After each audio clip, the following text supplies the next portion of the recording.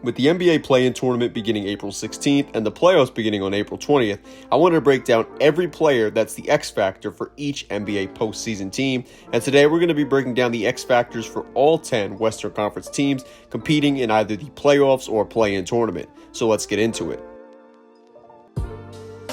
First, we're going to start off with the currently first-seeded Minnesota Timberwolves, and for them, I say Naz Reid is their X factor. Naz Reid has been one of the best rotation players in the entire NBA this season and has stepped up great for them when they've needed him to. Reid has, of course, been a bench player for them this season, but with Karl-Anthony Towns being out due to injury since March 7th, Reid has been an integral part of the Timberwolves' recent success and rise back up to the first seed. Reid has started in 13 games for the Wolves this season, all in the absence of Karl Towns, and the T-Wolves have a 10-3 record when Reid starts for them. The Wolves have played some easier games over this span, however, wins over teams like the Cavs and Nuggets are definitely pretty impressive, even if Jamal Murray wasn't active for their game against the Nuggets. Over this stretch, Reid has averaged 18.2 points per game on 48, 42, and 70 shooting splits, along with 7.3 rebounds, 2.3 assists, 1.2 steals, and 1.4 blocks. Nobody knows for sure when Karl-Anthony Towns will return, even though reports have recently come out from Woj pretty much confirming that he'll play in at least one regular season game before the playoffs. But one thing is for sure, Reid will be a huge factor in the T-Wolves' success regardless of any other player's status. Next up is the currently second-seeded Denver Nuggets, and I believe their X-Factor is Peyton Watson. Watson is a great two-way player for the Nuggets, and they're really going to need him to lock in and click for them come playoff time. Despite being a player you can describe as a swingman, Watson has 7 games with at least 3 blocks this season, and that's exactly why they'll need Watson come playoff time, as the Nuggets have the least efficient bench of any playoff team, and their bench has scored the 7th least amount of points per game as well. Watson has struggled when out there with fellow bench player Christian Braun this season, but he's excelled without him, and with both guys being healthy in the playoffs, they'll need them to be on the same page here. But that's exactly what an X factor is, something that's essential for success with special qualities, which Watson definitely has. Watson might not be expected to be the reason why the Nuggets make a deep playoff run, but that's exactly why if things get clicking, he'll be the X factor that can make or break their chance at repeating as NBA champions.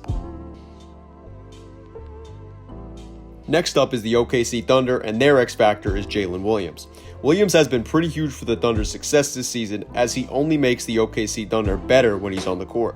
Williams is also their leader in fourth quarter scoring and has the highest fourth quarter field goal percentage, only behind Carson Wallace, who's only played in 7 games.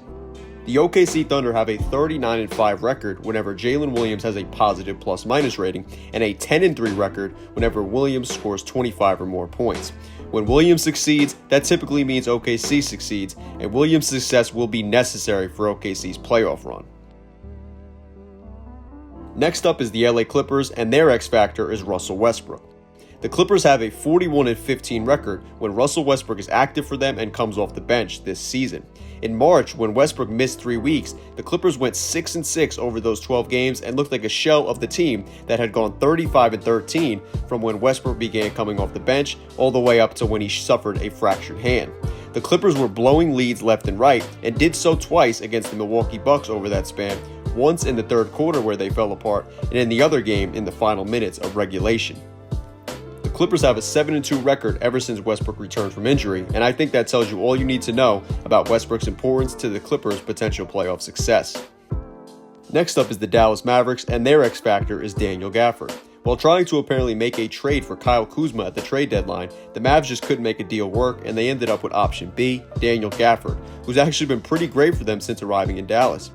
Gafford is averaging 11.3 points, 7.2 rebounds, and 1.9 blocks as a member of the Mavericks, and while since the trade deadline the Mavs have the third best record in the league at 17-7, when Gafford starts for the Mavs, they have a 17-2 record, which is great. Clearly, Gafford has been the reason for the Mavs' recent success, and if they want any chance of making it past the first round and even countering a center, such as Ivica Zubac, as they'll currently face the Clippers in the first round, they're going to need Gafford on his A game. Next up is the Phoenix Suns, and their X factor is Bradley Beal. When the trade for Beal was made, it was definitely a bit of a head-scratcher, as the Suns have no true point guard, but when Beal has been on for the Suns, having no true point guard really hasn't hurt them. The Suns have a 7-4 record when Beal scores 25 or more points, and have beat some solid teams in the process, like the Bucks, Magic, Heat, and Pacers. Bradley Beal is shooting 42% on corner threes this season, which is great. and it seems the less time he has the ball in his hands, it's better for Phoenix, as he's shooting 42% on threes with 0 dribbles and 69% on 2-pointers with 0 dribbles. It also seems the longer he holds the ball, the worse it is for the Suns, as his shooting percentage goes down the longer he has the ball in his hands. So that, mixed with the fact that the Suns are 8-3 when Devin Booker has at least 10 assists, makes it seem like if they use Beal as a catch-and-shoot option with Book as a point guard, it would be best for the Suns' success. Next is the New Orleans Pelicans, and their X-Factor is Trey Murphy.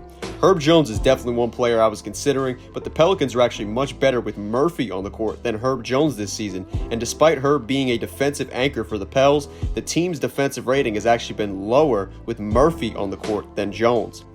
The Pelicans are also undefeated when Murphy scores 24 or more points, and they're 9-2 when Murphy scores at least 20 points or more. Sharing the rock and keeping Murphy involved will be important, and while we know he'll be carrying his own defensively, it seems the key to the Pelicans winning in the playoffs or the play-in will be making sure Murphy is involved on the offensive end. Next up is the Sacramento Kings, and their X-Factor is Keegan Murray. The Kings are 11-6 when Murray attempts 8 or more three-pointers this season. Keegan Murray this season is averaging the most points per game with less than 1 turnover also, with his 15.1 points per game. Murray is shooting nearly 10% better on catch-and-shoot shots opposed to pull-ups, and he hasn't made a single three after holding the ball for more than 6 seconds. This guy is the definition of an elite catch-and-shoot two-way player, and with Fox averaging over 5 assists and Sabonis averaging over 8, it's no surprise to see these numbers from Murray. Murray has the 3rd best defensive rating of any Sacramento Kings player this season, only behind their 2 stars, Sabonis and Fox. And I think the Kings need to make sure he gets his looks, because an elite shooter and two-way option is integral to the Kings' chances in the play-in or playoffs. Next up is the LA Lakers, and their X-Factor is D'Angelo Russell. That one might feel like a bit of a weird one for some people, as Russell became the leader for most threes in a season by a Laker player last month, but that's exactly why he's so important for this team. When Russell makes 5 or more threes, the Lakers have a 15-1 record. Russell has shot 44% on catch-and-shoot threes this season and 50% on catch-and-shoot two-pointers.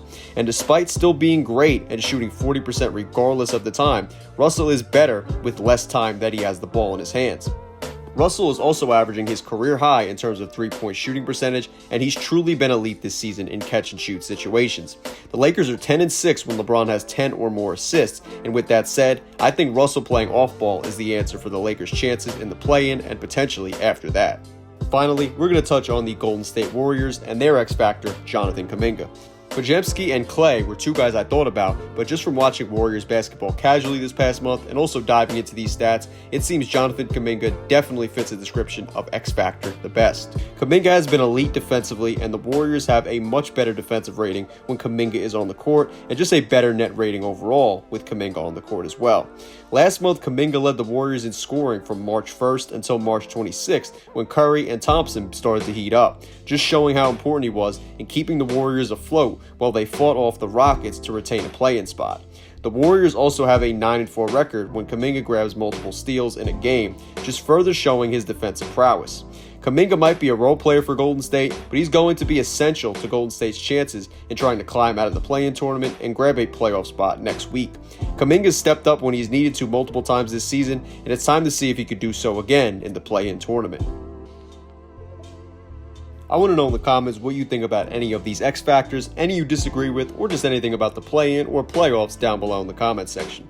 Of course, if you enjoyed the video, then make sure to give it a like and subscribe if you're new to the channel. Thank you guys so much for watching, and I am out. Peace.